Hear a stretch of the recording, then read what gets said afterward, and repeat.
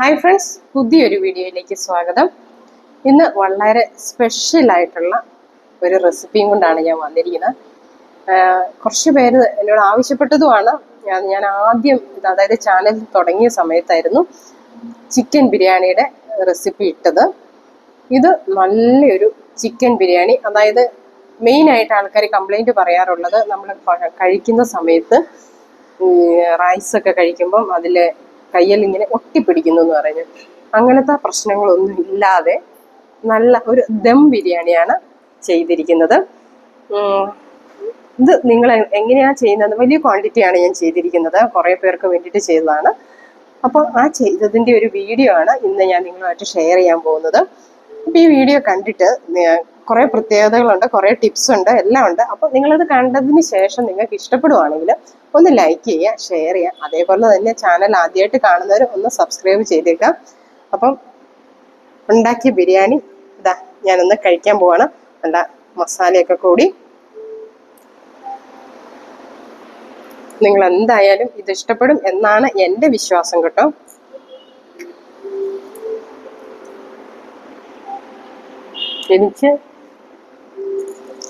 എനിക്ക് കഴിച്ചിട്ട് നല്ലതായിട്ട് ഫീൽ ചെയ്യുന്നു.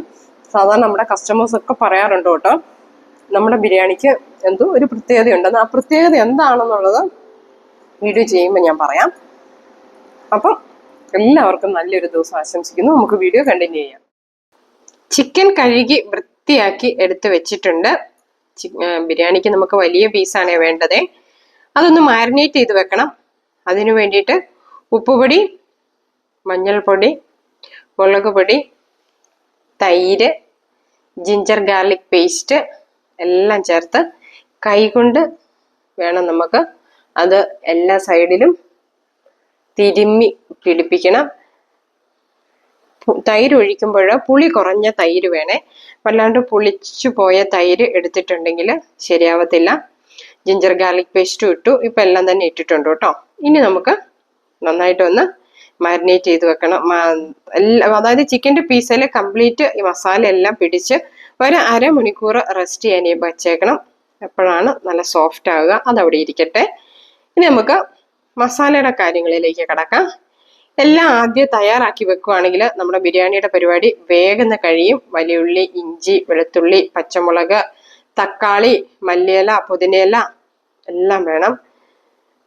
വേറെ മസാലയ്ക്ക് മുളക് പൊടിയൊന്നും ചേർക്കുന്നതല്ല കേട്ടോ. അപ്പം ഞാൻ ആദ്യം കുറച്ച് ഇഞ്ചിയും വെളുത്തുള്ളിയും പച്ചമുളകും ഒന്ന് ക്രഷ് ചെയ്തെടുക്കാൻ പോവാണ്. പച്ചമുളക് ഇപ്പം ആദ്യം ഞാൻ കുറച്ച് അധികം എടുക്കുന്നില്ല, കാരണം എരിവൊന്ന് നോക്കിയിട്ട് എടുക്കാൻ വേണ്ടിയിട്ട്. ഒരു ബിരിയാണിയുടെ A to Z കാര്യങ്ങളാണ് ഇന്നത്തെ നമ്മുടെ ഈ വീഡിയോയിൽ ഞാൻ കാണിക്കാൻ പോകുന്നത്. അതായത് എല്ലാ കാര്യങ്ങളും അടങ്ങിയത്. അതുകൊണ്ട് തന്നെ നിങ്ങൾ ഈ വീഡിയോ സ്കിപ്പ് ചെയ്യാതെ കാണുകയും വേണം. ഇവിടെ എല്ലാം ചതച്ച് സെപ്പറേറ്റ് വെച്ചിട്ടുണ്ട്. നമുക്കിത് ഒന്നിച്ച് ക്രഷ് ചെയ്തെടുത്താലും മതി. പക്ഷെ ഞാൻ പറഞ്ഞല്ലോ, എല്ലാം കാണിക്കുന്നത് കൊണ്ട് അങ്ങനെ തന്നെ ചെയ്യുകയെന്ന്. കാഷ്യൂ പേസ്റ്റ് ആക്കി വെച്ചിട്ടുണ്ട്. ഫ്രൈ ചെയ്യാനുള്ള റേസിൻസും കാഷ്യൂം ഓണിയനും എടുത്ത് അതും ഫ്രൈ ചെയ്തെടുക്കണം. ഓയിലാണ് ഫ്രൈ ചെയ്യുന്നത്. കനം കുറച്ച് അരിയണം കേട്ടോ. നമുക്ക് ഉള്ളി സ്ലൈസ് ചെയ്യുമ്പോൾ എന്നാലേ നല്ല രീതിയിൽ ഫ്രൈ ചെയ്തെടുക്കാൻ പറ്റത്തുള്ളൂ. റേസിൻസും ഇട്ട് കൊടുത്തു. ഇനി കാഷ്യൂം കൂടെ ഇട്ട് കൊടുത്ത് ഫ്രൈ ചെയ്ത് അതും മാറ്റി വയ്ക്കണം. അത് കഴിഞ്ഞ് നമുക്ക് കറിക്ക് നമ്മൾ വെളിച്ചെണ്ണയും ഗീയുമാണ് എടുക്കുന്നത്. അതുകൊണ്ട് തന്നെ റൈസിനും ഞാൻ വെളിച്ചെണ്ണയും ഗീയുമാണ് എടുക്കുന്നത്. ഈ സമയത്ത് നിങ്ങൾ സൺഫ്ലവർ ഓയിലാണ് യൂസ് ചെയ്യുന്നതെങ്കിൽ ആ സൺഫ്ലവർ ഓയിൽ തന്നെ വേണം റൈസിനും എടുക്കാൻ. രണ്ടിനും രണ്ടായിട്ട് എടുക്കരുത്. ഞാൻ വെളിച്ചെണ്ണയിലാണ് എപ്പോഴും ചെയ്യാറുള്ളത്. അതിനകത്തേക്ക് ഗീയും കൂടെ ഇട്ട് കൊടുത്ത് പിന്നെ നമ്മുടെ ഹോൾ സ്പൈസസ്, ഇതേ സ്പൈസസ് എല്ലാം തന്നെ വേണം നമ്മൾ റൈസ് ചെയ്യുമ്പോഴും. ഇതും ചൂടായി വരുന്ന എണ്ണയിലേക്ക് ഇട്ട് കൊടുത്ത് നമ്മുടെ പെരിഞ്ജീരകം ഉണ്ടല്ലോ, പെരിഞ്ജീരകം കൂടെ ചേർത്ത് നന്നായിട്ടൊന്ന് പൊട്ടി ഒരു മണം വരണം. ആ സമയം വേണം നമുക്ക് വലിയുള്ളി കനം കുറച്ച് അരിഞ്ഞു വെച്ചിരിക്കുന്നത് ഇട്ട് കൊടുക്കാൻ. അങ്ങനെ വലിയുള്ളി അങ്ങ് തട്ടിക്കൊടുത്തു. കുറച്ച് ഉപ്പും കൂടെ ഇടുവാണെങ്കിൽ ഉള്ളി ഒന്ന് നല്ല സോഫ്റ്റ് ആയിട്ട് ഇങ്ങനെ വരും. ഉള്ളി സോഫ്റ്റ് ആയിട്ട് വന്നാലല്ലേ ബാക്കി കാര്യങ്ങൾ നമുക്ക് ചെയ്യാൻ പറ്റുള്ളൂ. ഈ സമയം അരി ഇവിടെ എടുത്തു വെച്ചിട്ടുണ്ട്, കഴുകി വാരി റെഡിയാക്കണം. വെള്ളം തിളപ്പിക്കാൻ വെക്കണം. രണ്ടും കൂടെ ഒന്നിച്ച് കാണിക്കുന്നതുകൊണ്ട് കൺഫ്യൂഷൻ ആകരുതേ. വെള്ളം തിളയ്ക്കാൻ വെക്കുന്നതിനകത്തേക്ക് ഉപ്പ് ചേർക്കണം. പിന്നെ വലിയ ഉള്ളി, ക്യാരറ്റ്, ചെറുനാരങ്ങ എല്ലാം ചേർത്ത് കൊടുക്കണം. ചിക്കൻ കറിയുടെ വലിയ ഉള്ളി ഇവിടെ കിടന്ന് വഴന്ന് വരുന്നുണ്ട്. ഇതുപോലെ വഴന്നാൽ പോരാ, നല്ല രീതിയിൽ ഫ്രൈ ആയിട്ട് വരണം. അപ്പോഴേ മസാലയ്ക്ക് ടേസ്റ്റ് ഉണ്ടാവുള്ളൂ. ഇപ്പൊ ദാ ഉള്ളി ഇവിടെ റെഡി ആയിട്ടുണ്ട്. അതിനകത്തേക്ക് നമ്മുടെ തക്കാളിയും കൂടെ അങ്ങ് കുടഞ്ഞിട്ട് ആദ്യം കൂടെ അതിനകത്ത് കിടന്നിട്ടൊന്ന് എന്താ പറയണ്ടേ, അടിപൊളിയായിട്ടൊന്ന് സ്നേഹിച്ച് വരട്ടെ. ഉള്ളിയായിട്ട് നല്ല കുഴഞ്ഞ് നല്ല പരുവായിട്ടുണ്ട്. ഈ സമയം ഞാൻ നാരങ്ങാനീര് ചേർത്ത് കൊടുത്തിട്ടുണ്ട് കേട്ടോ. തക്കാളിയുടെ പുളിയൊക്കെ നോക്കിയിട്ട് വേണം. ഞാനൊരു വലിയ അളവിൽ ചെയ്യുന്നത് കൊണ്ട് നാരങ്ങാനീര് ഒരു 3-4 ഇട്ട് ഒഴിച്ചു കൊടുത്ത് തക്കാളി അതിനകത്തൊന്ന് ശരിക്ക് പേസ്റ്റായി ചേർന്ന് വരണം. എന്നാലല്ലേ മസാല റെഡി ആവത്തുള്ളൂ. ഇതാണ് നമുക്ക് ചിക്കൻ ബിരിയാണിക്ക് മസാല വേണമെന്നുണ്ടെങ്കിൽ ഇങ്ങനെ നല്ല പേസ്റ്റ് ആക്കി എടുക്കണം.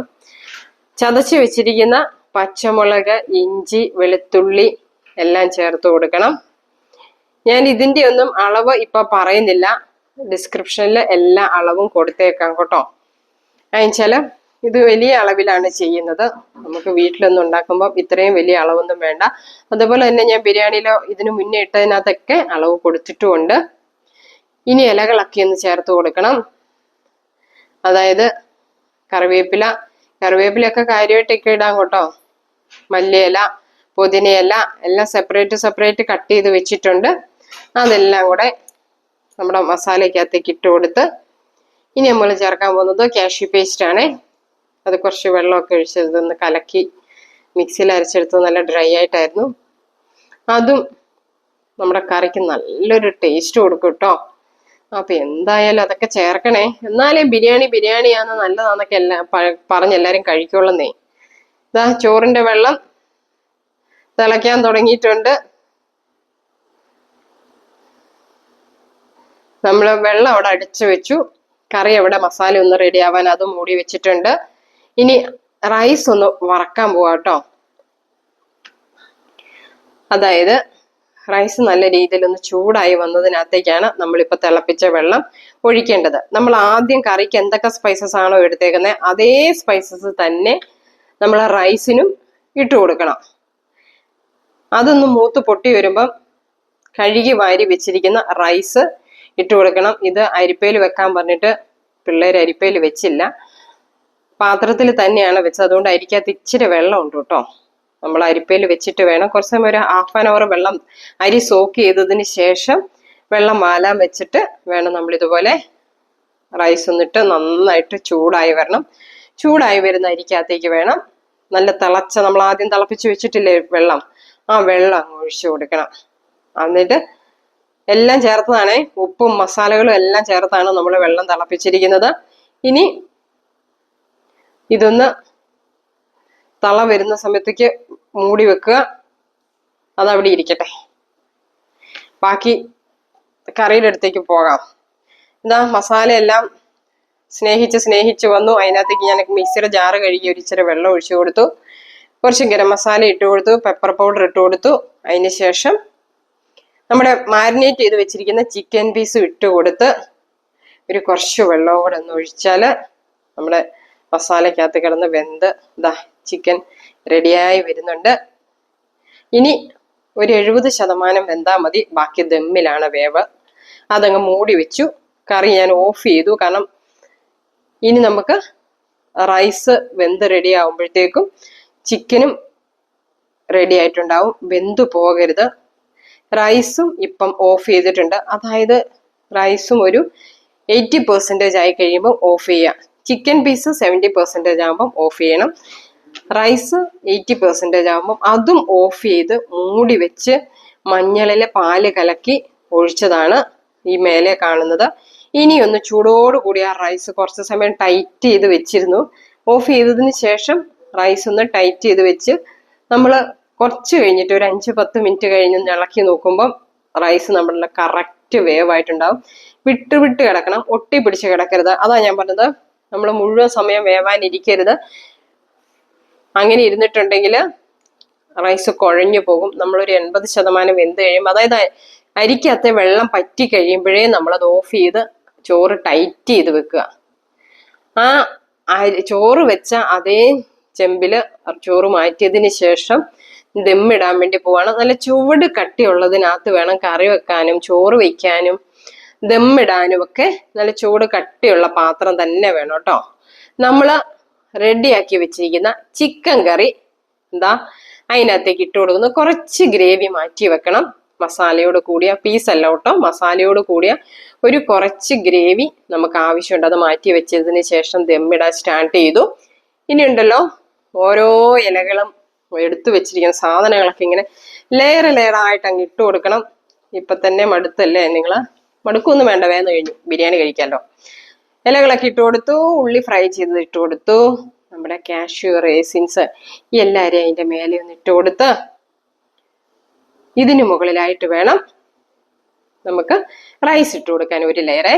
അതായത് ഒരു പകുതി ഭാഗം റൈസ് ഈ കറിയുടെ മേലെ ഇട്ട് കൊടുക്കണം.